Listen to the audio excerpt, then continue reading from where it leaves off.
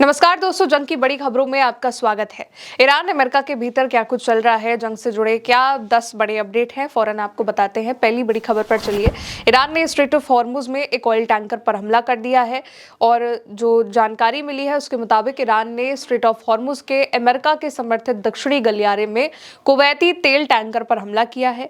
यह हमला तब हुआ था जब टैंकर अमेरिका की सुरक्षा घेरे में था। यूकेएमटीओ ने हमले की पुष्टि करते हुए बताया कि टैंकर में आग लग गई है। शुरुआती रिपोर्ट से इस बात का इंडिकेशन मिला है कि ईरान ने हमले के लिए पानी के अंदर चलने वाले ड्रोन का इस्तेमाल किया है। अगली बड़ी खबर देखें। ईरान ने अपनी मिसाइलों को डिप्लॉय करना शुरू कर दिया है, सेना को भी तैयार कर लिया है, युद्ध की पूरी तैयारी है। ईरान से मिली कई शुरुआती रिपोर्ट्स के अकॉर्डिंग मिडिल ईरान में मध्य ईरान के यज़क जो प्रांत है वहां पर इमाम हुसैन चौक के आसपास में ईरान के विशेष बलों की तैनाती कर दी गई है। आईआरजीसी विशेष बलों और फलेहीन इकाइयों सहित देश भर की कई सैन्य इकाइयों को हाई अलर्ट पर रखा गया है। तैनाती हाई अलर्ट का कारण जो है वो क्या है वो अभी तक नहीं पता चला है, ये अभी अज्ञात माना जा रहा है। अगली बड़ी खबर देखिए। ईरान और रशिया के बीच में न्यूक्लियर डील हो गई है।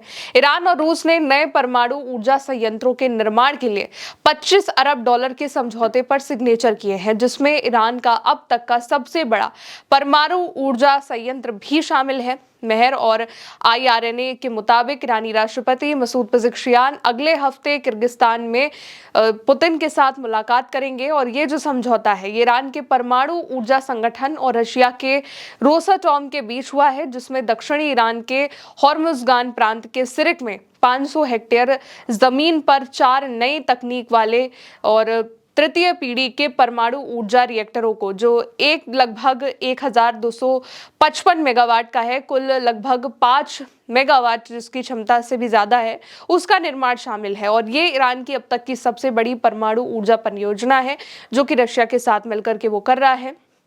रशिया जो खुल करके ईरान का साथ दे रहा है और ईरान के लगभग 20 गीगावाट परमाणु क्षमता के दीर्घकालिक लक्ष्य के अनुरूप है। रूस पहले ही ईरान में कुल 8 रिएक्टरों के लिए अनुबंध कर चुका है और यह समझौता तब हुआ जब रशिया ने CIA निदेशक रेडक्लिफ की कल की यात्रा के दौरान अमेरिका द्वारा ईरान पर स्ट्रेट ऑफ हॉर्मुज को फिर से खोलने के दबाव डालने के अनुरोध को अस्वीकार कर दिया।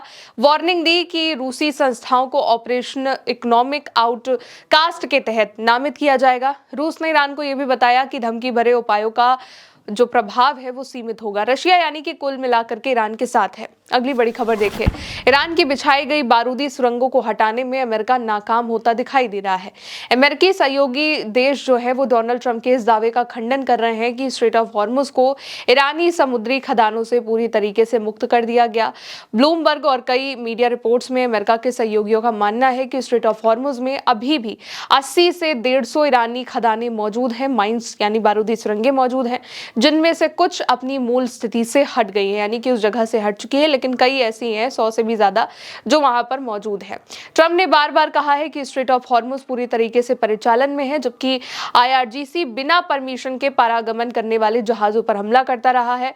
और अभी की बात करें तो ओमान के पास एक ऑयल टैंकर पर हमला हुआ है और अमेरिका की संरक्षण के बावजूद जहाज पार करने में हिचकिचा रहे हैं, यानी कि अमेरिका की सिक्योरिटी में भी अब जहाज वहां से नहीं निकल पा रहे हैं। अगली बड़ी खबर देखिए। यमन और अंसरुल्लाह के बीच भयंकर लड़ाई शुरू होने वाली है। न्यूयॉर्क टाइम्स के मुताबिक अंसरुल्लाह द्वारा सऊदी के ठिकानों पर हफ्तों से किए जा रहे हमलों के बाद सऊदी अरेबिया यमन के अंसरुल्लाह के साथ पूर्ण युद्ध की तैयारी में जुट गया है। सऊदी अरेबिया द्वारा यमन पर लगाए गए नाकाबंदी के जवाब में अंसरुल्लाह ने पहले ही सऊदी अरेबिया के लाल सागर में जहाजों पर नौसैनिक नाकाबंदी लगा दी है और यमन में सऊदी समर्थित बलों और सऊदी से जुड़े जहाजों पर हमला किया है।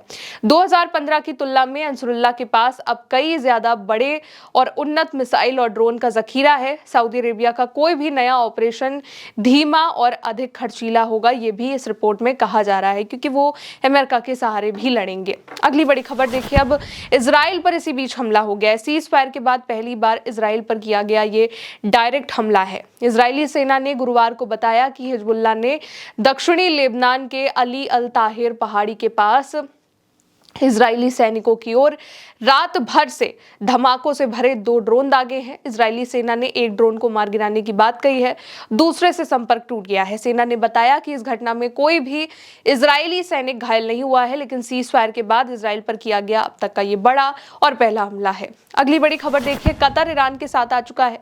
कतर के विदेश मंत्रालय ने कहा है कि गुरुवार को तेहरान में हुई बातचीत के दौरान कतर और ईरान ने स्ट्रेट ऑफ हॉर्मुज से होकर के एक अस्थायी संयुक्त जहाजरानी गलियारे की स्थापना के लिए एक ढांचे पर बातचीत करी है। कतर के प्रधानमंत्री और विदेश मंत्री शेख मोहम्मद बिन अब्दुल रहमान जाल थानी और ईरान के विदेश मंत्री अब्बास अरागची ने स्ट्रेट ऑफ हॉर्मुज से बारूदी सुरंगों को हटाने के लिए एक जॉइंट परियोजना को चलाने पर समझौते पर चर्चा करी है। मंत्रालय के मुताबिक बातचीत में क्षेत्रीय घटनाक्रम, तनाव कम करने के प्रयास और बातचीत के लिए अनुकूल परिस्थितियां बनाने जैसे सब्जेक्ट पर विषय पर चर्चा हुई है। शेख मोहम्मद ने पड़ोसी देशों की संप्रभुता और नौवहन की स्वतंत्रता का सम्मान करने का आह्वान किया और विवादों को संवाद बातचीत के जरिए हल करने के लिए कूटनीति का आग्रह किया है। मंत्रालय ने आगे बताया कि अरागची ने तनाव कम करने और बातचीत को समर्थन देने के लिए कतर के राजनीतिक प्रयासों का धन्यवाद भी किया है।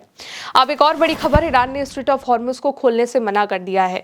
ईरानी सांसद अमीर हयात गोदाम ने गुरुवार को कहा है कि ईरान स्ट्रेट ऑफ हॉर्मुज को कंट्रोल करता है और अमेरिका, फ्रांस, ब्रिटेन या बाकी के कोई भी दुश्मन देशों के जहाजों को इसमें प्रवेश करने की परमिशन नहीं मिलेगी और यहां से केवल वही जहाज निकलेंगे जो ईरान की परमिशन से निकलना चाहेंगे। अब एक आखिरी खबर यह है कि खाड़ी में अमेरिका अपना नया एयरक्राफ्ट कैरियर उतार सकता है। CNN ने कहा है, बुधवार को बताया है कि अमेरिका की नेवी को ईरान युद्ध से लगातार चुनौतियों का सामना करना पड़ रहा है। इसी की वजह से USS थियोडोर, एक रूजवेल्ट विमान वाहक पोत उसको लगभग 5000 नाविकों के दल के साथ 7 महीनों के लिए मिडिल ईस्ट में तैनात किए जाने की उम्मीद है। रिपोर्ट में कहा गया है कि विमान वाहक पोत के आगामी हफ्तों में तैनात होने और USS जॉर्ज वॉशिंगटन की जगह लेने की उम्मीद है, जिसने पिछले हफ्ते USS अब्राहम लिंकन से कार्यभार संभाला था, रिप्लेसमेंट हुआ। नौसेना अधिकारियों ने बताया है कि रोजवेल्ट के कमांडिंग ऑफिसर 8 महीने की तैनाती के लिए दल को तैयार कर रहे थे, जैसा कि आगे रिपोर्ट्स में कहा भी जा रहा था। कुल मिलाकर के अब ईरान ने अपनी पोजीशन है उसको लेना शुरू कर दिया है। बातचीत भी हो रही है, लेकिन साथ ही साथ ईरान ने साफ तौर पर कहा है कि जब तक उसकी शर्तों को माना नहीं जाता है, जब तक अमेरिका उसकी फ्री संपत्ति नहीं छोड़ता है, सैंक्शन नहीं हटाता है, सेना को वापस नहीं मोड़ता है और युद्ध सारे मोर्चों पर खत्म नहीं होता है, तब तक हॉर्मुज नहीं खुलेगा। और इसीलिए जो भी जहाज अमेरिका की सुरक्षा से निकलने की कोशिश करते हैं, ईरान उन पर हमला भी कर रहा है। दूसरी तरफ रशिया के साथ ईरान की एक बहुत बड़ी डील हुई है, जो कि न्यूक्लियर को लेकर के ही हुई है और रशिया ने अमेरिका का साथ देने से भी मना कर दिया है। फिलहाल अभी के लिए इन बड़ी खबरों में इतना ही। मेरा नाम है गौरी और आप देखते रहिए उल्टा चश्मा यूसी। नमस्ते।